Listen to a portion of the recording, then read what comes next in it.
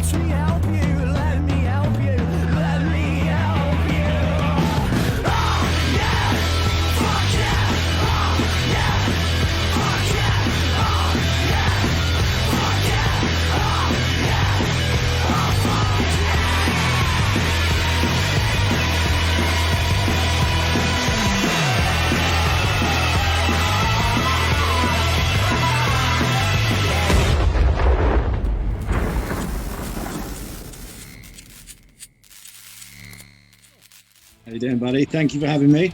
It is awesome to have you here. It's the 66 Bar is something that came to my attention, and I know Andy's attention. Kind of must have been about midway through last year. Obviously, we do a lot of work ourselves with the Club 85 guys in Hitchin, and we a few of our friends and what we class as family, but bands like Jackal's Backbone and Dead Flesh and Praetorian and a few of the others have all suddenly started appearing at your venue. So you suddenly popped up, and nowadays I don't think there's a moment that goes by on Facebook that I don't get some sort of alert message, update, some sort of pop-up up on my screen telling me about something going on at 66 Bar. Which is very good. You obviously must be doing something right.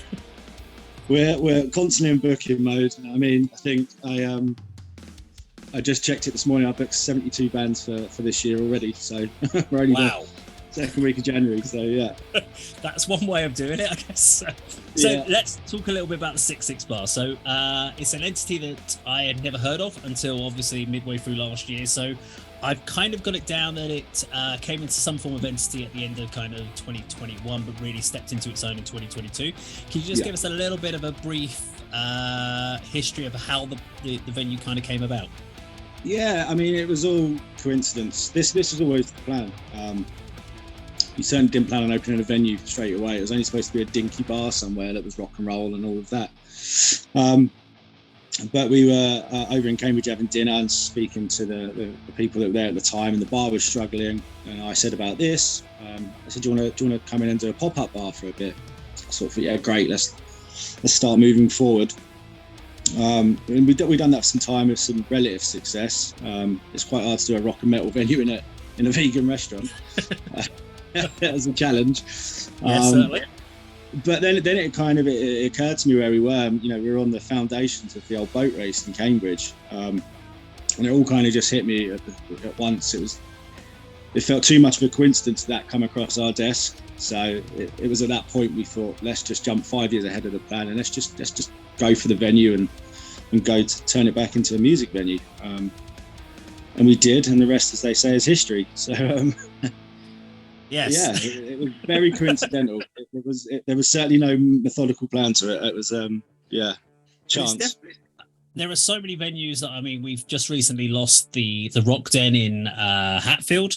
So they've stopped doing music this year. So, and that again was a challenge around getting consistency of attendances.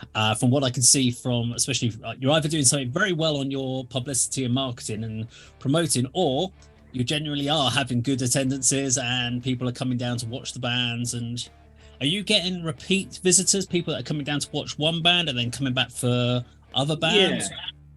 We are. I mean, look, I think the first thing to say is, no one's ever going to put the negative on social media. So No. I think the reality and what you see are two different things. But the ethos is what we built before anything else.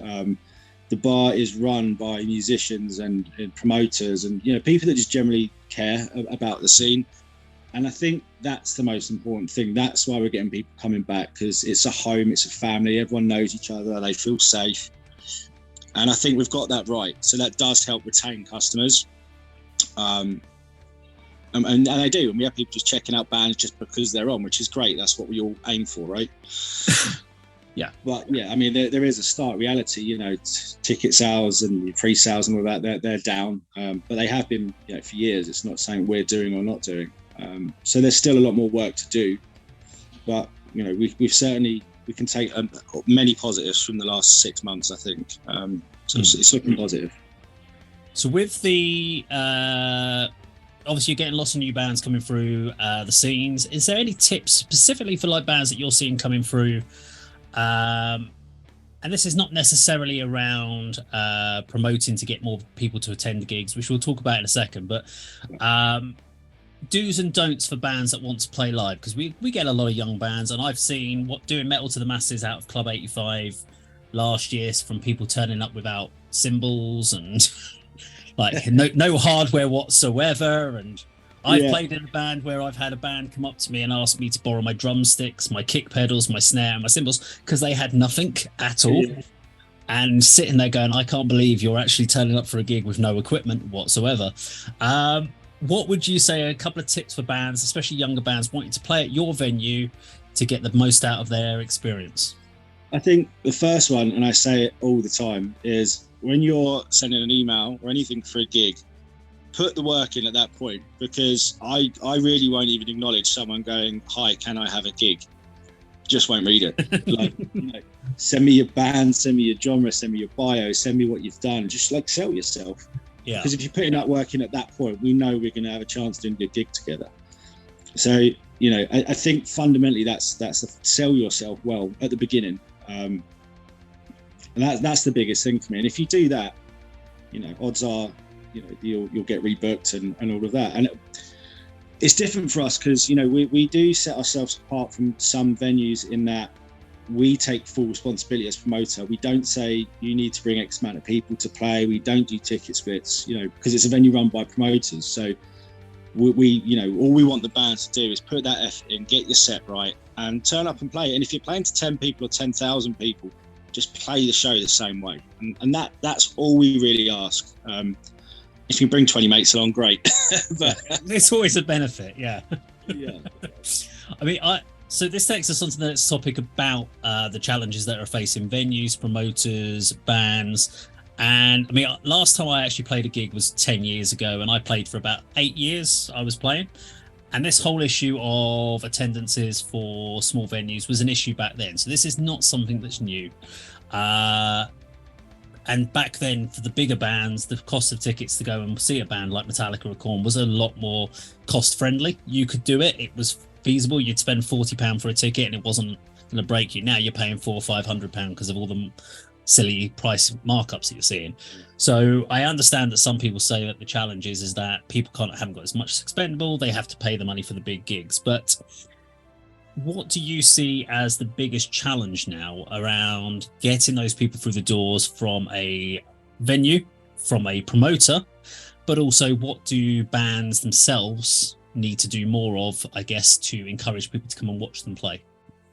I mean, yeah, there's a million things you can do, and I think we're in such a pivotal time now that the answer, you could have answered that maybe 2 years ago a little bit easier. But certainly from a venue perspective, now you've got, beer going up, spirits going up, everything going up. You can't do as many drink stills anymore. I've still charged 5 and 7. I've been doing that for 20 years, 5 advance, 7 on the door. So can we bring it down? Probably could. Maybe it'd entice a few people in, but I don't think it'd be the drastic change. So as a venue, what we've done and what we stand by doing is, we make sure there's an experience at every gig, from the way the staff are, from the way they're greeted. You come in and it's a rock and roll environment. And I think that's our kind of ace in the hole here, and it's all we can do. Is just COVID let us drink at home. We smoked at home. We done whatever we wanted to do. We've kind of got so used to being able to do that. Why would people come out now? I don't think it's music that's really the problem. I think it's just it's the society we live in. It's social media. It's comfortable being at home. It's cost of living. You put it all together. You've got to give them a reason to come out that door. And I think a majority of the venues are doing that, and we've just kind of got to ride that wave. And as long as we continue to deliver, I think we'll come back strong. Well, I think there's that challenge around things like even though we're doing this on YouTube is a negative impact for live shows, because you can nowadays, and I'm guilty of this, even for like a large band. If you went to see someone at Brixton Academy, there's a habit of, if you don't know who the opening band is, sometimes you check online, you have a look on YouTube, and you go, I'll stay in the pub around the corner, have a few more pints. That way I won't have to queue, and then I'll just go in for the main band that I wanted to see. Yeah. And that is, unfortunately, it can be a massive benefit to have YouTube and these streaming platforms where effectively bands are giving away their music for free on streaming to try and promote themselves. So it's become, whereas I guess music was a tangible, physical, monetary entity that had value, I think we've almost dumbed it down so much by making it so easily accessible for people that people are quite happy just to sit here at home, watch a live concert, listen to music for free. So the chance of going out, and we were talking about it last week on an A.D.K show, and we said that the issue is people don't want to pre-book, because a lot of bands play so many gigs now in a small area. They go, well, I'll try and get down, but then on the day they're like, well, it's raining outside, I'll catch you on your next gig in a couple of weeks' time. Yeah. And I know we've done that before, whereas if you do a pre-sale, there's more chance that you're going to go, do you know what, I've paid for it already, I'm going to go. And that there is a challenge about pre-sale. So the pre-sale's got to be more attractive. But what Club 85 raised was the fact that with the pre-sales, they've then got to pay ticketing fees and stuff like that to the company. So they lose out. So they prefer cash on the door, but then they know that they're not going to get that. Especially when they find rock and metal nights are the biggest challenges, that they're the ones that don't get the pre-sales. Whereas when they do things like a drum and bass night, they know that will all be pre-sold out, unfortunately. It's a massive challenge, I guess, of how to convince bands. I mean, we've said that bands should play less. I absolutely agree. They play. I mean, there's one band that we were talking about, and they played Club 85 3 times in 6 weeks. You're like, well, no one's going to come to you 3 times in a row. They're going to come to one of those gigs, which means you're playing to no one. So there's definitely an emphasis, I think, for bands have got to take more responsibility for what they do. Less shows is better. Play better, and play less shows, but play around and put on a bigger audience. I prefer playing to 150 people to playing to 5 people. Playing to 5 people, you walk out of that gig feeling a little bit dejected. You sort of walk out of there going, why did I just spend I took a day off work, I've loaded in at 3 o'clock in the afternoon, and now I'm sitting here and I'll sit there and it's 11:30 at night and I've played to 5 people. That's it. I feel exhausted. Why did I do that?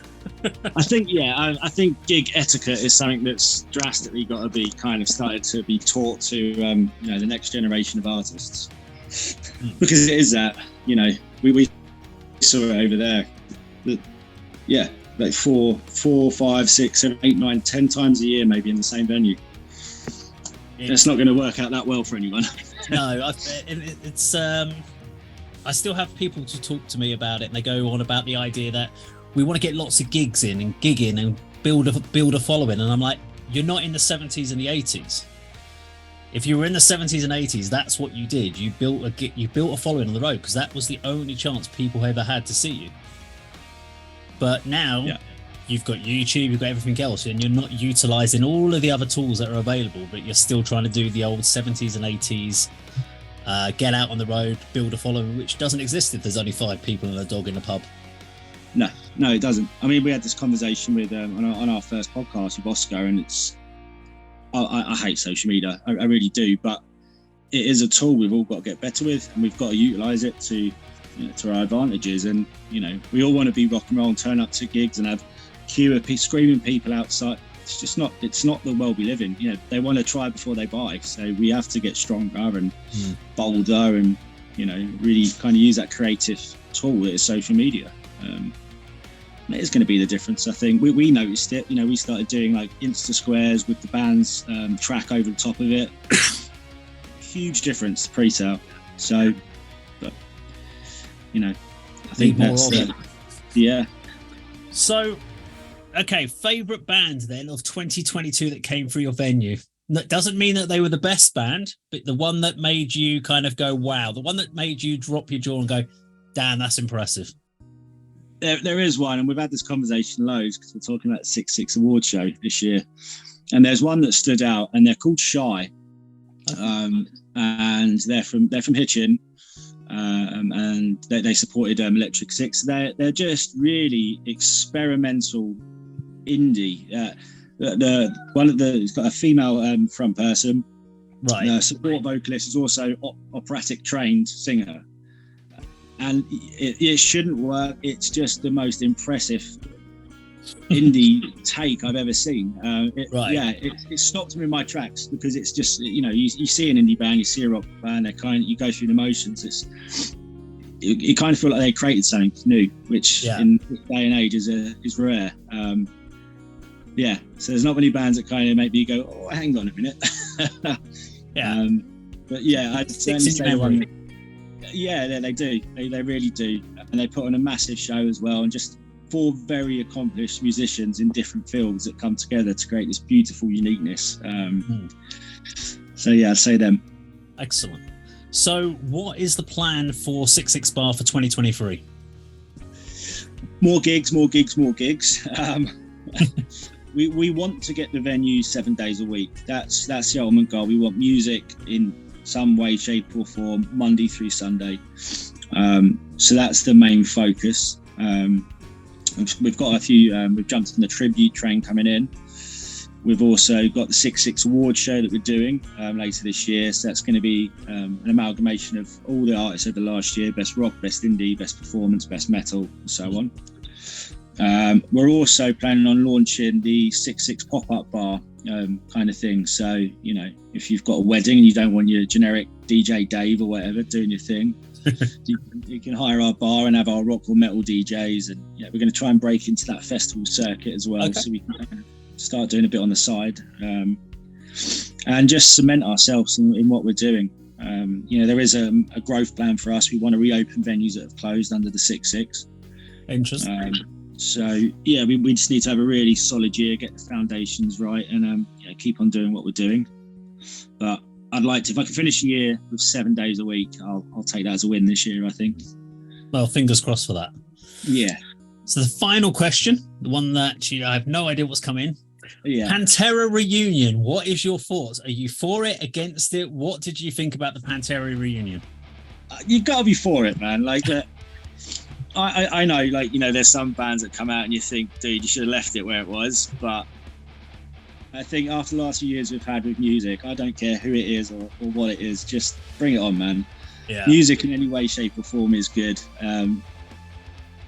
Don't expect it to be what it was. It's probably the call there, but I just think anyone that's doing guitar right now is a win for us, right? So get them on stage, get them selling those tickets, and let's just get that movement back, man. Whoever's going to help do that, I'm all for. So I think it's really good for anyone that never got to see Pantera.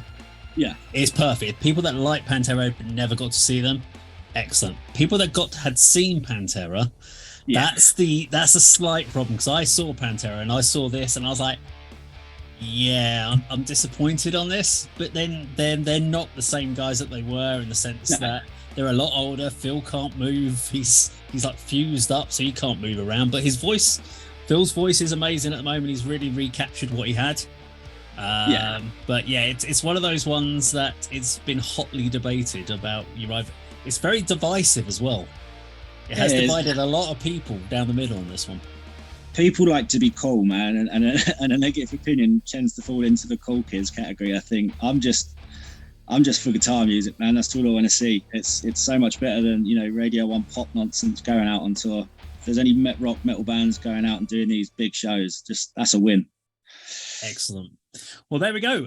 So I just want to say a massive thank you for obviously spending some time with me today. This is Adam O from 66 Bar. We'll put some details in the description down below. If you're in the Cambridge area, go check them out. Check them out on social media, Facebook. See if there's some lovely bands coming up. There's plenty of gigs from what I can see on your schedule already. And of course, this is the ADK channel. Thank you very much for watching. We will see you on another video sometime very soon. Take care. Yes, buddy.